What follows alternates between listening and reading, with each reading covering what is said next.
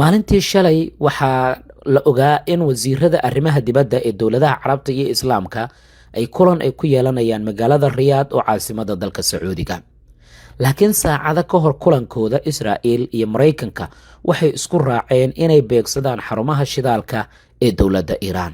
waxaa xisaabta laysku dhifsaday ay tahay marka iiraan jawaabta ay bixinaysa inay tahay beegsiga xarumaha shidaalka ee dowladaha khaliijka iyo sidoo kale magaalada xayfa oo ah xarumaha ugu muhiimsan dhanka shidaalka marka la eego israa'iil.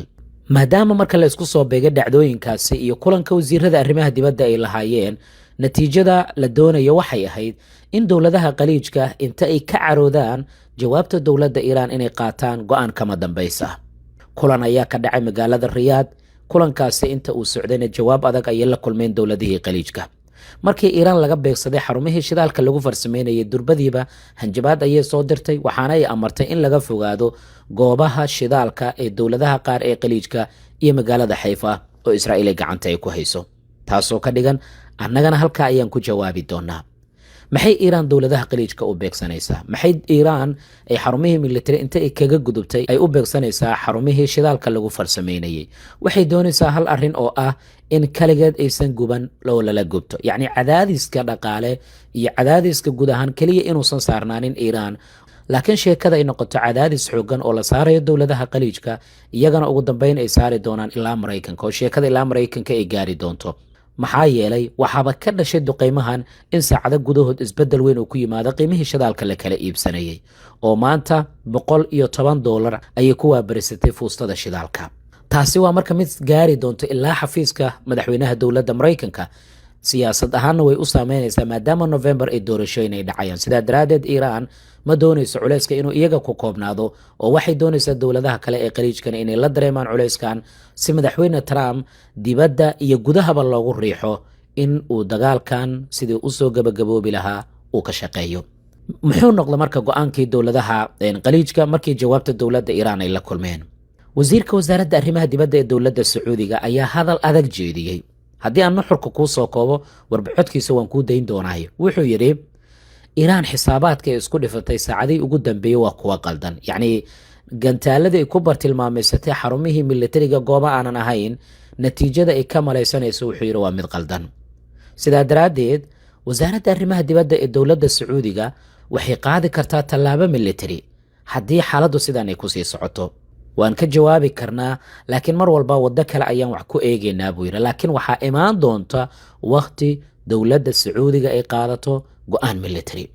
hadalkaasi wuxuu ahaa fariin hanjabaad toos oo dowladda iiraan loo diray oo ah dagaalka waan ku soo biiri doonaa haddii aadan joojin beegsiga kaalimaha shidaalka, yacni goobihii militariga iyo meelahaas, yacni xoogaha iyo goobihii diblomaasiyiinta. markaas waxay ahayd maraykan ayaan la dagaalamaynaa, laakiin hadda sheekadu waa khaliijka ayaan la dagaalamaynaa. sidoo kale dowladda qatar go'aan ayay qaadatay. waxay gebi ahaanba 24 saac u qabatay u qaabilsanayaasha arrimaha militariga ee safaaradda dowladda iiraan ee magaalada dowxa. maxaa dadkaasi loo beegsaday? maxaa yeelay iyagu ma ahan diblomaasiyiin, waa qaybta militariga, oo militari maadaama dhibaato u geystay qaybi ee u qaabilsanaya arrimaha militariga iyo arrimaha ciidanka ee safaaradda ayaa 24 saac loo qabtay.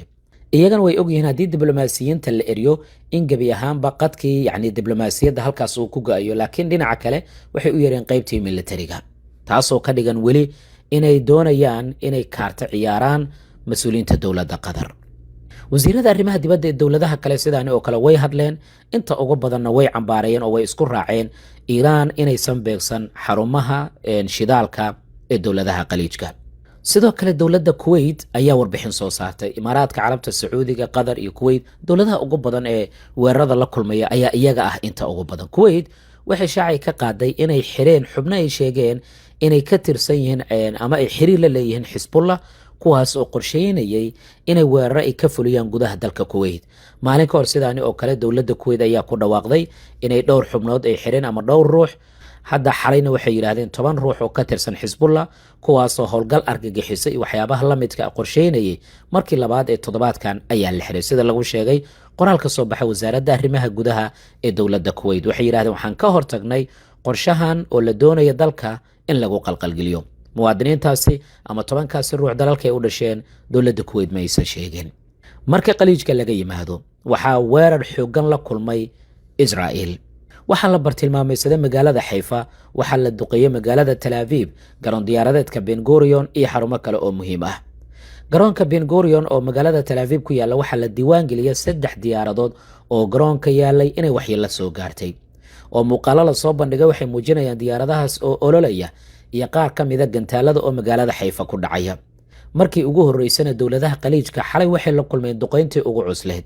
waxa wararka qaar ay sheegayaan Iiraan in 24kii saac la soo dhaafay 200 gantaal ay adeegsatay iyo diyaarado drones ah, iyaga oo si isku mid ah kaga jawaabaya 3 dhacdo oo xiriir ah. waxay sheegeen inay ka jawaabayeen dilkii Cali Larajani, waxay sheegeen inay ka jawaabayeen xarumihii shidaalka ee la bartilmaamaysaday iyo taliyaashii ugu muhiimsanaa sida taliyihii ciidanka Baasij loo yaqaano iyo wasiirkii sirdoonka oo 24kii saac la soo dhaafay Israa'iil ay sheegtay inay ku dishay gudaha dalka Iiraan. dhammaan arrimahaas iyagoo ka jawaabaya marka waxa ay adeegsadeen in ka badan 100 gantaal. Iiraan marka inay beegsato xarumihii shidaalka durba waxay heshay waxyaabii ay doonaysay, oo madaxweyne Trump qoraal dheer ayuu soo saaray. maxaa yeelay arrintan cadaadis weyn ayay Trump ku noqonaysaa, saaxiibadiisii qaliijka ayaa la duqeynayaa. arrintaas sidoo kale gudaha Mareykanka ayay culays ku tahay. qoraalka Trump marka muxuu ku yiri?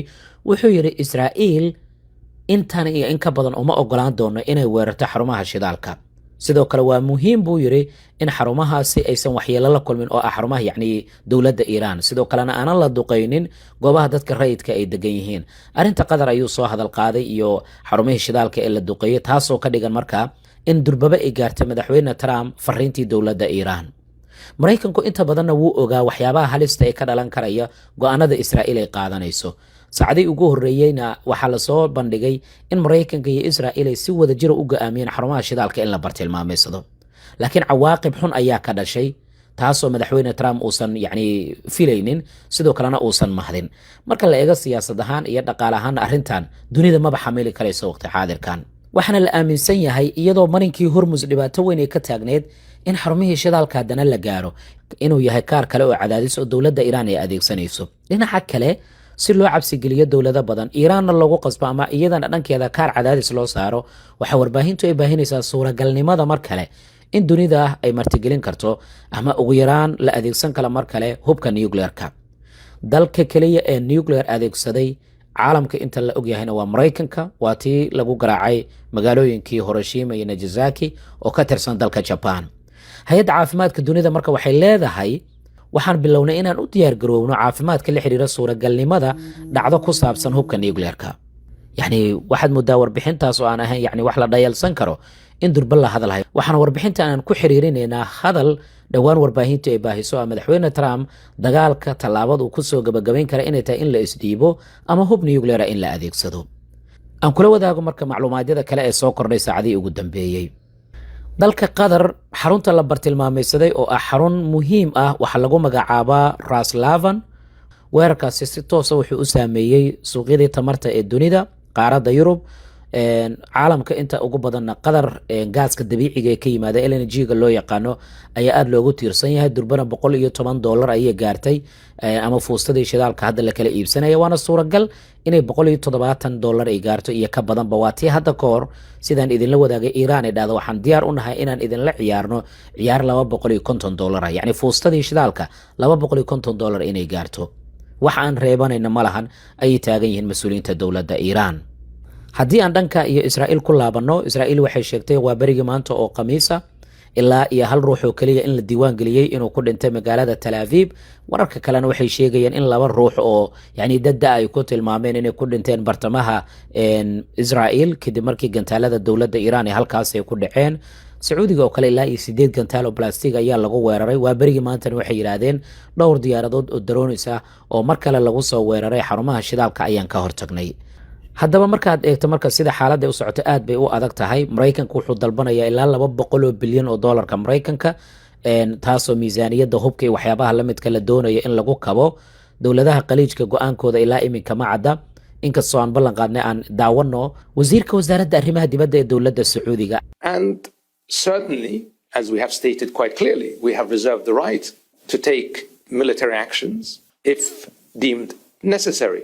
marka xaaladdu aad bay u adag tahay markaad eegto sidii hadda wax u socdaan. jawaabta dowladda Iiraan, gantaalada ay fardhinayso iyo hanjabaadaha kale ee weli kasoo yeeraya mas-uuliyiinta dowladda Iiraan, taasoo ka dhigan haddii aad iqaniintaan waan idin qaniinayaa, haddii aad yacni ii sacbisaana anna waan idiin sacbinaya xaaladdu halkaa bay maraysaa wax walba oo soo kordha waan kula wadaagaya insha allah